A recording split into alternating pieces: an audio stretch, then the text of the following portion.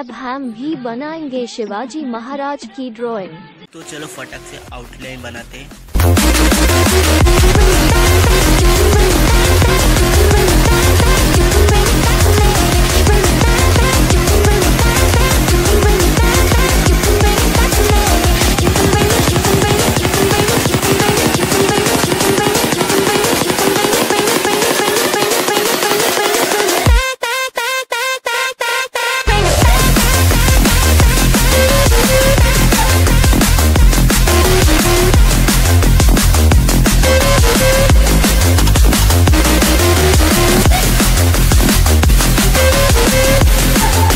तो finally outline complete हो गया है। चलो अब फटाफट से कलर करते हैं।